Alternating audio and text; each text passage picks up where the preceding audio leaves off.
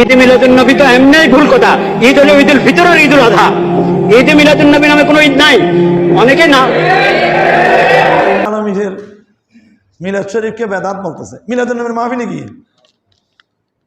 বাইতুল মুকাররমের ইমাম খতিব মাওলানা কি নাম আব্দুল মালিক সাহেব, বড় একজন আলেম, মিলাদ মাহফিলে গিয়ে মিলাদুন নবীর বিরুদ্ধে বলতেছে, কোরআনে নাই হাদিসে নেই।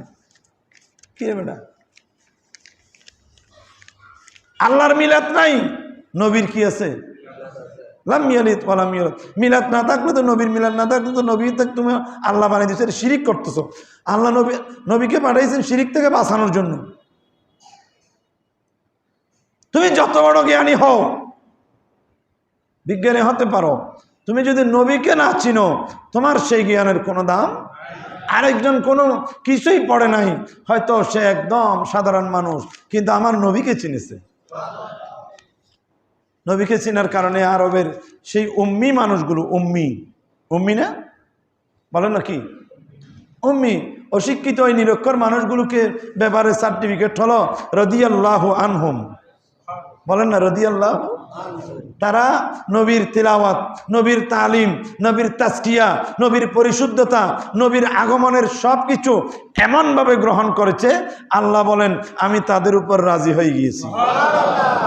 রাদিয়াল্লাহু, সাহাবায়ে কেরামের ব্যাপার আছে না, রাদিয়াল্লাহু লাকাদ রাদিয়াল্লাহু আনিল মুমিনিন ইয ইউবাইউনাকা তাহতাশ শাজারা।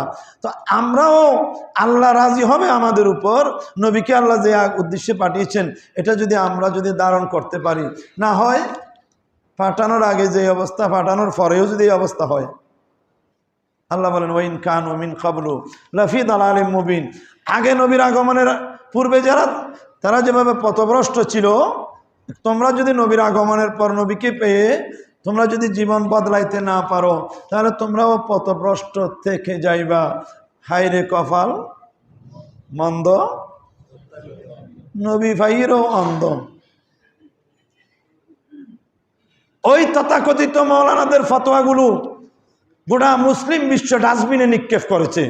রবিউল আউয়ালের 12 তারিখ গোটা মুসলমান জগৎ, শুধু বাংলাদেশ নয় সমগ্র দুনিয়াতে আল্লাহর পেয়ারা মাহবুবের ঈদে মিলাদুন নবী পালন করে ওই মিলাদুন নবীকে বেদাত বর্ণমালাদের ফতোয়াকে ডাস্টবিনে নিক্ষেপ করেছে।